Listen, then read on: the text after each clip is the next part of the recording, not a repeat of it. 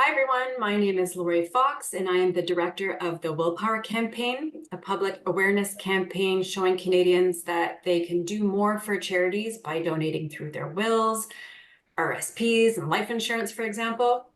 And I'm here today with my friend Patrick Smith, who is a wealth advisor at Scotia Wealth Management. Hi, Patrick. Hi, Lori. Thanks for having me today. Of course. You know, you and I were talking the other day about RRSPs, and I was actually pretty surprised by what you had to tell me. There are a number of different ways that you can use RRSPs, things I didn't even know about. So I thought we could kind of talk about that and share that with our audience today. Sure, sounds great. To start, though, I was hoping that perhaps you can tell us how someone typically uses their RRSP. Sure. Yeah, so an RRSP, or Registered Retirement Savings Plan, was initially introduced for exactly what it sounds like. It was a way to save money for retirement. So what it is effectively does is it allows people, while they're working now, to take income today and save it on a tax deferred basis, and then take that income in later on in retirement. So we're able to reduce income now. If we make an RSP contribution, we basically take a deduction from our income now. We save it in an RSP, and it grows on a tax deferred basis. And then when we take it out in retirement, when we withdraw that money, it is an income inclusion. So what we're doing is moving income from earning years to retirement years. That makes sense. But you had spoken about 5 different ways that you can use your RRSP before you retire. So I know one of them, and I was pretty excited by it, was taking vacation. Sure. So when the money's in an RRSP, you can actually withdraw it before you retire. If you do make a withdrawal, of course, you do need to take that withdrawal into your income for the year. So you still have to have the income inclusion on your tax return. But let's say, for example, that you wanted to take an extended period of time off. You wanted to travel for a year or something. If you were to work for some time, a couple of years, and you save money in an RSP, you would take a deduction for those RRSP contributions, assuming that you have contribution room. You take a deduction for those RRSPs contributions and save them. And during the year that you are traveling, you can withdraw those RRSPs, and you could use that money to fund your travel. So that when you make those withdrawals, there will be withholding tax. So the government will require that some amount, 10 to 30%, be sent to CRA as withholding tax on the tax that will be payable when you go to file your tax return, because those withdrawals are going to be taxable during that year of vacation.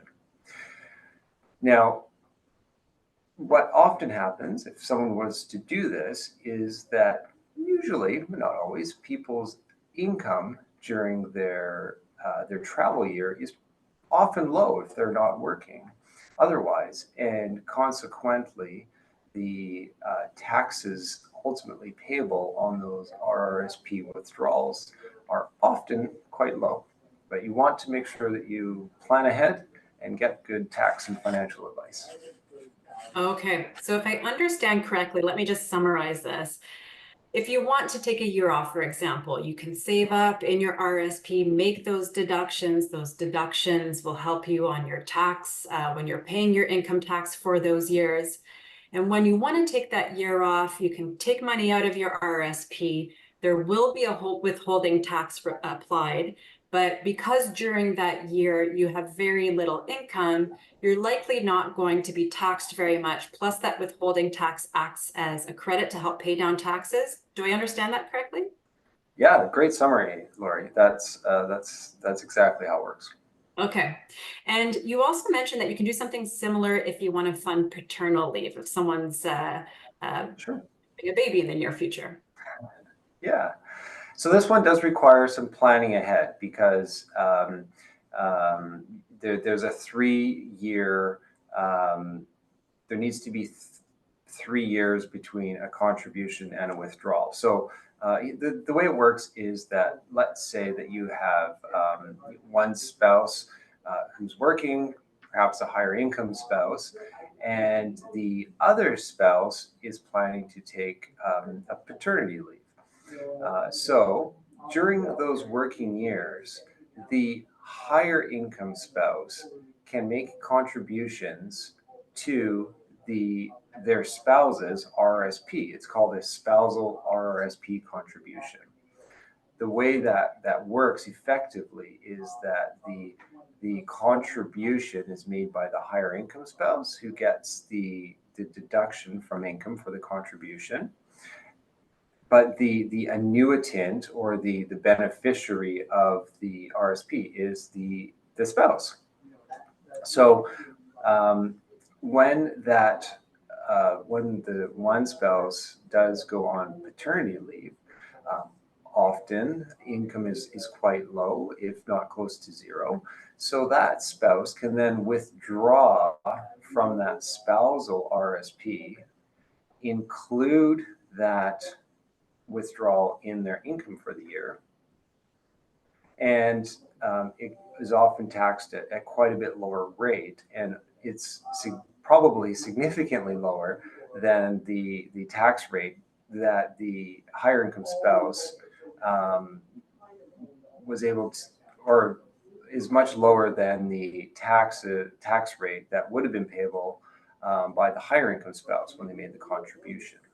So what you've effectively done is move income from a higher income spouse to a lower income spouse. Now you just have to be really careful here, because if that withdrawal happens within 3 years of the contribution being made by the higher income spouse, that withdrawal is then attributed back to the higher income spouse. So you just need to make sure you're planning ahead. That makes a lot of sense. So Okay. Patrick, we talked also about how someone can use their RSPs to give back to charities or causes that they care about. Can you tell us a little bit about that? Yeah, this is a great one, and we love this one too. So when you set up your RRSP, you were probably asked to fill out an RSP beneficiary form. So essentially, that form designates who's going to receive what's ever left in the RSP or RIF when you pass away. Often it's a spouse or children, but you can also name a charity, either as the sole beneficiary or as a partial beneficiary, say 50%, 25%, whatever. So when a person passes away, the RSP RIF will be paid to the beneficiaries, and the charity can receive part of that RSP as a donation. This is kind of neat, because the donation of the money out of the RSP will also result in the estate receiving a charitable donation tax receipt, and that can be used to offset taxes payable, because the estate will need to report the disposition of the RSP or RIF on the final tax return. Essentially, when a person passes away, whatever is left in the RSP or RIF is included on that person's final tax return as income, unless it rolls over to a spouse. So if a charity receives the money, often the donation tax credit and the tax payable on the income inclusion often offsets quite nicely. Really? Okay, so just to confirm, if someone leaves a portion of their RSP, whatever is left in their RSP, to charity, the estate will receive a tax credit or a charitable tax receipt that could potentially cancel out the taxes that would have been incurred by whatever is left in that RSP. Is that right? Yeah, that's right, Lori. Of course, the details matter, and you will need to run those calculations, but it often works out quite well. And of course, the last two that we talked about may or may not already be known. We're talking about how to use your RRSP to purchase a house, your first home, for example, and fund education. So, Patrick, tell us a little bit more about how that works. Sure. So there's a couple of programs that were introduced to allow people to access value in their RSP, to really sort of invest in themselves.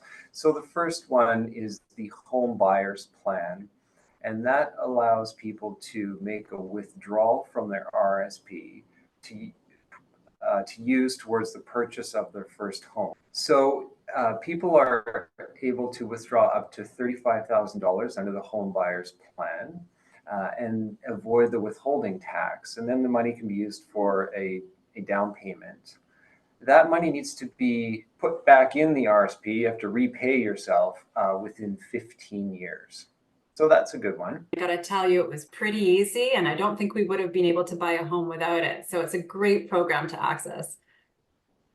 It really is. I mean, given the price of housing in Canada, we need all the help we can get. So the last one we had, Lori, is the lifelong learning plan.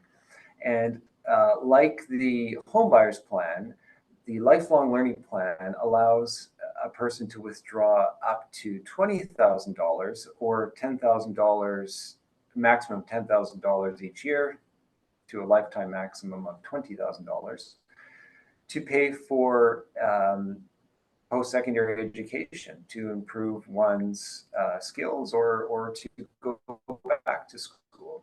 So if you have an RSP and you're looking at retraining or simply upgrading, you can access the money in your RRSP to fund that education and pay that tuition. Well, thanks so much, Patrick. This is great advice. I'm going to be saving up for my year-long vacation using my RRSP, hopefully. But if anybody has questions about this, and I'm sure they do, because it is, somewhat complicated, it's probably best to speak to you or their financial advisor. And of course, people can find more information about that on the Willpower website.